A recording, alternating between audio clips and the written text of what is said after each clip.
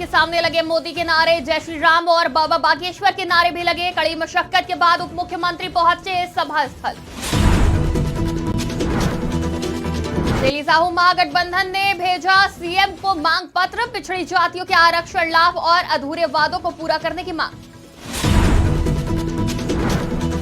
संतोष सुमन ने साधा सीएम नीतीश पर निशाना, डिप्टी सीएम तेजस्वी यादव पर भी कसा तंज। बैठक से पहले छोड़ा दोनों ने मैदान, संतोष सुमन ने कहा। प्रतिदिन प्राप्त होते हैं 100 पासपोर्ट आवेदन, रीजनल पासपोर्ट ऑफिसर ने दी जानकारी। पासपोर्ट आवेदन स्वीकार करने की बढ़ाई जा रही क्षमता। चोरों के हौसले बुलंद, नगद और लाखों के जेवर पर किया हाथ साफ। शिकायत के बाद जांच पर जुटी पुलिस। नमस्कार, आज की खबर में आपका स्वागत है। मैं हूं आपके साथ शिखा मेहरोत्रा। शुरुआत करते हैं बिहार झारखंड खबरों की। बिहार के डिप्टी सीएम तेजस्वी यादव अपने निर्वाचन क्षेत्र राघोपुर के चेचर में गुरुवार शाम जलापूर्ति योजना का शुभारंभ करने पहुंचे। जहां योजना का शुभारंभ के बाद जैसे ही वो सभा स्थल पहुंचे, लोगों ने तेजस्वी यादव के सामने मोदी मोदी, जय श्री राम और बाबा बागेश्वर के नारे लगाए। काफी मशक्कत के बाद तेजस्वी यादव का काफिला सभा स्थल पहुंचा। उप मुख्यमंत्री तेजस्वी यादव ने अपने निर्वाचन क्षेत्र राघोपुर में विभिन्न योजनाओं का शिलान्यास किया। साथ ही तेजस्वी यादव ने राघोपुर में इंजीनियरिंग कॉलेज के बाद डिग्री कॉलेज भी खोलने की बात कही। जमशेदपुर के राष्ट्रीय तेली साहू महाग संगठन ने अपनी 2 सूत्रीय मांग पत्र को जिले के उपायुक्त के माध्यम से मुख्यमंत्री को भेज दिया है। जानकारी के मुताबिक मांग पत्र के जरिए साहू महागठबंधन ने मुख्यमंत्री से पिछड़ी जातियों को आरक्षण लाभ की मांग की है। बता दें कि मुख्यमंत्री ने चुनाव के वक्त पिछड़ी जाति के लोगों को वादा करा था कि उनके द्वारा आरक्षण का लाभ दिया जाएगा, लेकिन राज्य में स्थिति इसके विपरीत है और आरक्षण के अभाव में तमाम पिछड़ी जाति के लोग सरकारी लाभ से वंचित हो रहे हैं। साथ ही देश भर में जातिगत जनगणना कराए जाने की मांग भी की जा रही है। तेली साहू महासंगठन की ओर से आज एक ज्ञापन सौंपने आए हैं माननीय उपायुक्त महोदय की तरफ से। माननीय उपायुक्त महोदय की ओर से माननीय मुख्यमंत्री झारखंड सरकार को एक ज्ञापन सौंपने आए हैं। इस ज्ञापन के माध्यम से हम लोग मांग करते हैं कि आज झारखंड राज्य में हमारे ओबीसी समाज को, पिछड़ी जाति के लोगों को अधिकार से जो हक अधिकार है, झारखंड सरकार का जो हम लोग को जो अधिकार दिया गया है पिछड़ी जाति को, उससे वंचित रखा गया है। जिसका नतीजा ये है कि आज जाति प्रमाण पत्र नहीं बनता है। जाति प्रमाण पत्र नहीं बनने के कारण इस जिला में हमारे समाज के बच्चे और भी पिछड़े जाति के लोग है ना, उसका लाभ नहीं ले पा रहे हैं। इसका हम लोग माननीय मुख्यमंत्री से मांग करते हैं कि आपने चुनाव में भाषण दिया था और पिछड़ी जाति के लोगों का आपने उस मतदान के वक्त में ठग कर, झूठ बोलकर मतदान लिए, और जब ओबीसी समाज के लोगों ने आपकी सरकार बना दी तो आज ओबीसी समाज के लोगों को हक अधिकार नहीं मिल रहा। पूर्व मंत्री और हिंदुस्तानी आवाम मोर्चा के राष्ट्रीय अध्यक्ष संतोष सुमन ने मुख्यमंत्री नीतीश कुमार और डिप्टी सीएम तेजस्वी यादव पर तंज कसा और कहा कि विपक्षी एकता की बैठक से पहले दोनों ही मैदान छोड़ चुके हैं। उन्होंने कहा कि एक तरफ सीएम नीतीश कुमार की तरफ से उनके पार्टी के राष्ट्रीय अध्यक्ष ललन सिंह ने ऐलान कर दिया है कि नीतीश कुमार प्रधानमंत्री के दावेदार नहीं है। वहीं तेजस्वी यादव ने भी कहा कि उन्हें मुख्यमंत्री नहीं बनना है। तो ऐसे लोग जो कि विपक्षी एकता के होस्ट हैं, वही लोग मैदान छोड़ देंगे तो आगे न जाने क्या होगा।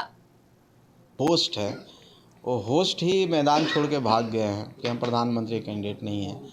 उनके राष्ट्रीय अध्यक्ष ऐसा बात बोल रहे हैं और जो बड़े घटक दल हैं राष्ट्रीय जनता दल, वो बोल रहे हैं कि हम सीएम के कैंडिडेट नहीं हैं। तो जब मैदान छोड़ के भाग गए हैं और आप यहाँ पर स्टेडियम दे दिए हैं कि आके खेल खेलो, तो आप तो दर्शक हैं ना।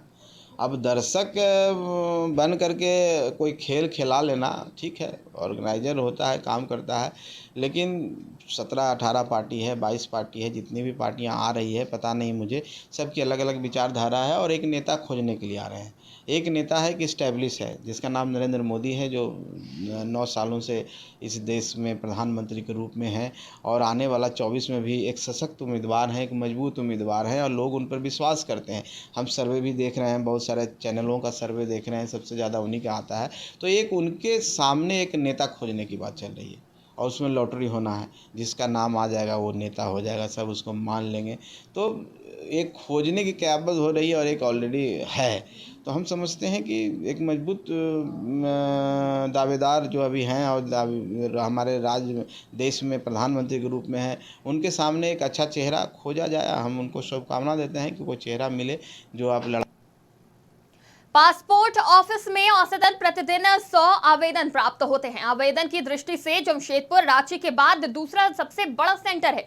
उक्त बातें रीजनल पासपोर्ट ऑफिसर मनीता ने की है। जमशेदपुर पासपोर्ट कार्यालय का निरीक्षण किया और कहा कि झारखंड में प्रतिदिन 1500 पासपोर्ट आवेदन स्वीकार करने की क्षमता है, जिसको और बढ़ाने के लिए प्रयास किया जा रहा है। मनीता ने कहा कि लोगों के आवेदन करने के बाद 1 सप्ताह में पासपोर्ट मिल जाए, इसकी रियल टाइम पुलिस वेरिफिकेशन सुनिश्चित करने के उद्देश्य से राज्य के सभी थानों को पासपोर्ट ऑफिस के सिस्टम से जोड़ा जा रहा है, ताकि पुलिस अधिकारी रियल टाइम में वेरिफिकेशन रिपोर्ट डिजिटल मोड में जमा कर सके।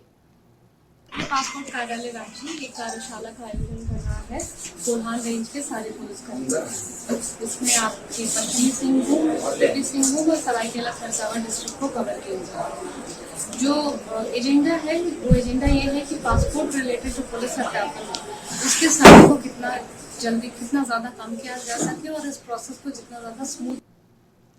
जमशेदपुर में चोरों के हौसले बुलंद है। मामला मानगो के उलीडीह के राजेंद्र नगर नए मोहल्ले का है, जहां चोरों ने नगद और लाखों के जेवर समेत एक स्कूटी पर हाथ साफ किया और फरार हो गए। ये घटना बीती रात की है, जब इलाके में विद्युत आपूर्ति ठप थी और शंभू झा अधिक गर्मी के चलते अपने परिवार के साथ रात के वक्त घर की छत पर सो रहे थे। तब चोरों ने घटना को अंजाम दिया और फरार हो गए, जिसकी शिकायत स्थानीय थाने में कराई गई है और पुलिस मामले की जांच कर रही है। रात में सोए थे, रात में अंधेरा था, लाइन कट गया था, चले गए ऊपर में सोने के लिए। 1 बजे ताला लॉक करके नीचे और ऊपर गए हैं, ऊपर में भी लॉक कर दिए हैं और स्कूटी लॉक करके यहाँ रखे हम लोग चले गए कि अपना सो जाते हैं। जाने के बाद जब 2-3 बजा है, 3 बजे लगभग चोर कोई घुसा है। उसके बाद वो स्कूटी जो निकाला है, पहले क्या किया, जो गोदरेज में खोजा है उसका चाबी ले लिया है, तोड़ के ताला खोल के ताला भी ले लिया है और उसके बाद चाबी खोल के तब स्कूटी निकाला है। उसके बाद फिर टीवी को खोला है, टीवी को रखा है, वो अपना झोरा में थैला में स्कूटी में रख दिया है। उसके बाद गोदरेज तोड़ के मेरा झुमका और मंगलसूत्र था, कुछ पैसा परसों गाँव से मंगवाए थे, 65,000 रुपया था। ये हमारे पड़ोसी हैं और इनके घर में बीती दिनों चोरी हुई है लगभग 2 से 2.5 लाख रुपए की, जिसमें एक स्कूटी है बिजली वाला, एक टीवी है, कुछ कैश पैसे हैं, जेवरात हैं और इनके अभी कागज और चेक किए हैं तो इन्हों के वो लग रहा है कि इनके ज़मीन का पेपर भी लेके चले। दुमका जिले में शराब दुकानों के कर्मचारियों ने भुगतान मांग को लेकर डीसी को ज्ञापन सौंपा है। मिली जानकारी के मुताबिक दुमका के सभी सरकारी शराब दुकानों के कर्मचारियों का वेतन 5 महीने से बकाया है। साथ ही कर्मचारियों ने 8 की जगह 12 घंटे काम करने की बात भी कही है और वेतन न मिलने को लेकर आक्रोशित कर्मचारियों ने उपायुक्त कार्यालय और श्रम अधीक्षक उत्पाद कार्यालय में आवेदन देकर जल्द से जल्द भुगतान कराने की मांग की है और वेतन का भुगतान न होने पर आमरण अनशन पर जाने की बात कही। 5 महीने का आगे ईगल हंटर के अंदर से जो काम कराया गया है सरकार की तरफ से, उसी का बकाया वेतन है 5 महीने का, प्लस आपका जाके ओवर टाइम भी कराया है। 8 की जगह 12 घंटा ड्यूटी की है। तो ओवर टाइम का तो वेतन तो जो है सो है दूर का बात है, मासिक वेतन अभी तक नहीं मिला है, जो कि अभी तो जान रहे कि सरकार को भी मालूम है कि हम लोग का दुमका जिला में सुखाड़ घोषित है। ऐसे ही हम लोग का जीविका इसी के माध्यम से, तो आप बताइए अभी तक वेतन नहीं मिला तो कैसे ज़िंदगी जिएगी। वैशाली जिले के हाजीपुर मुजफ्फरपुर NH-22 पर भगवानपुर LN कॉलेज के पास एक तेज रफ्तार स्कॉर्पियो ने एक किशोर को रौंद दिया, जिसके कारण उसकी मौत हो गई। मृतक किशोर बाइक सवार अपने चाचा के साथ खेत देखने जा रहा था। तभी NH-22 पर लक्ष्मी नारायण कॉलेज के किनारे बाइक खड़ी की थी, तभी तेज रफ्तार स्कॉर्पियो ने किशोर को रौंद दिया, जिससे वो गंभीर रूप से घायल हो गया। घायल किशोर को इलाज के लिए भगवानपुर PHC में भर्ती कराया, जहां प्राथमिक उपचार के बाद घायल की स्थिति गंभीर देखते हुए डॉक्टरों ने सदर अस्पताल हाजीपुर में रेफर कर दिया, जहां जाते समय किशोर की मौत हो गई। किशोर की मौत के बाद परिजनों का रो रो कर बुरा हाल है। स्थानीय लोगों ने स्कॉर्पियो को पकड़ लिया, हालांकि चालक फरार बताया जा रहा है। जमशेदपुर के जुबली पार्क के जयंती सरोवर में हजारों की संख्या में मछलियों की मौत का मामला सामने आया है। कई क्विंटल बड़ी मछलियां मरकर पानी में ऊपर आई। मॉर्निंग वॉक करने आए लोग मछलियों की मौत देखकर परेशान हो गए। शहर में बढ़ती गर्मी और पानी में ऑक्सीजन की कमी के चलते लाखों रुपए की मछलियां मर गई हैं। सूचना मिलते ही पार्क के कर्मचारियों ने जयंती सरोवर से मछलियों को निकालने का काम शुरू किया और मामले की जांच में जुटी। कारण वही हो सकता है भैया, कल का जो पानी और हवा तूफान जो दिया ना, वही पानी गिरने का कारण है कि ना। पानी ये वाला तो एक जगह थम रहता है ना पानी, और वो जो पानी है एक बेग आसमान से गिरा, उसी का गैस से माने ये लोग का जो अगबकी जो लगता है ना, बस उसी का कारण। वॉकिंग करने आए थे सुबह में, तो देखे ढेर सारा मछली जो है मर चुका है, और उसको टाटा वर्कर्स का आदमी लोग उसको छान के निकाल रहे हैं।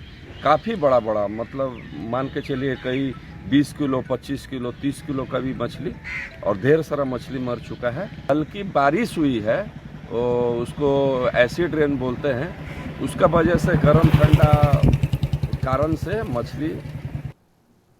जमशेदपुर में गौ तस्करी लगातार जारी है, जिसकी गंभीरता को देखते हुए भारतीय गौवंश रक्षण संवर्धन परिषद जमशेदपुर इकाई के द्वारा जिले भर में हो रही गौ तस्करी पर नकेल कसने की मांग जिले के उपायुक्त से उठाई गई है और जिला उपायुक्त को मांग पत्र सौंपा गया।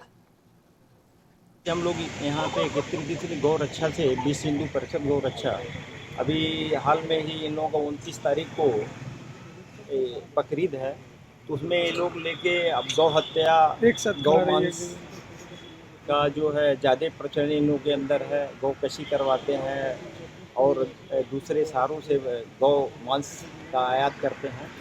इसलिए हम लोग एकत्रित होकर एक डीसी को और एक एसपी को ज्ञापन दिए हैं कि इसमें जो है आप लोग थाना को स्ट्रिक्ट करिए, थाना को निर्देश दीजिए कि इसका आयात ना हो सके, कहीं गौ कशी ना हो सके, और इसकी कार्रवाई किया जाए ताकि गौ रक्षा हो सके।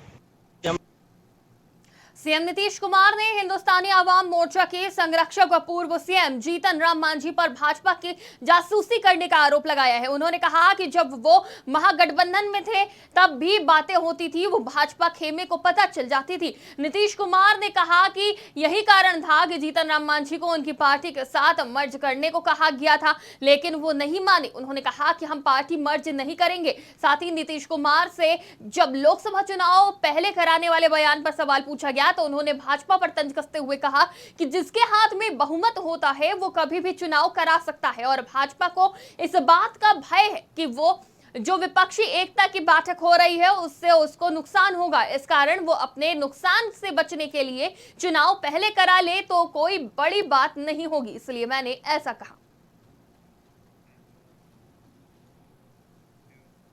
दानापुर में राजद विधायक रीत लाल यादव ने रामचरितमानस पर विवादित बयान दिया। उन्होंने कहा कि इतिहास उठाकर देख लीजिए, रामचरितमानस को एक मस्जिद में लिखा गया है। रीत लाल यादव ने यह भी कहा कि देश में जब मुगलों का शासन था तो क्या उस समय हिंदुत्व खतरे में था।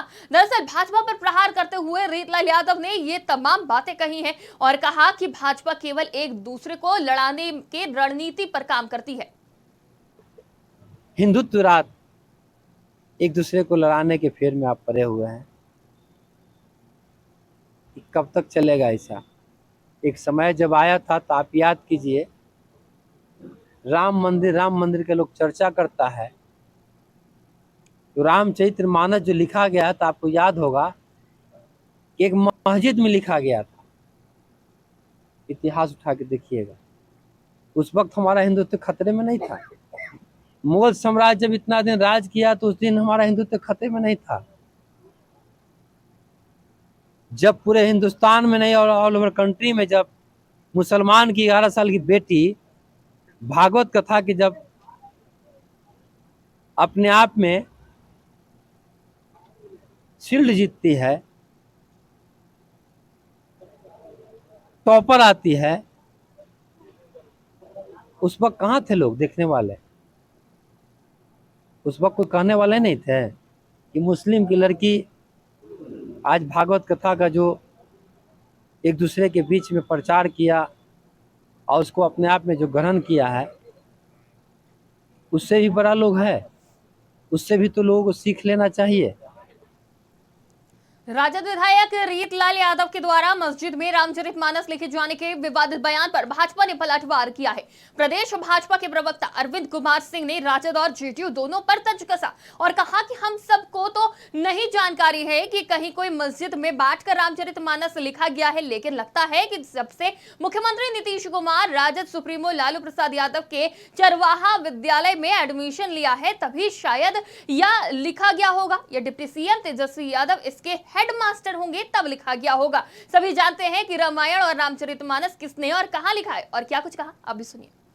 मुझे तो पता नहीं है कि कौन रामायण मस्जिद में बैठ करके लिखा गया है। 16 प्रकार के रामायण होते हैं, लेकिन हो सकता है लालू जी के चरवाहा विद्यालय में जब से माननीय मुख्यमंत्री नीतीश कुमार जी एडमिशन लिए हैं तब हो सकता है लिखा गया हो, तो मैं नहीं बता सकता।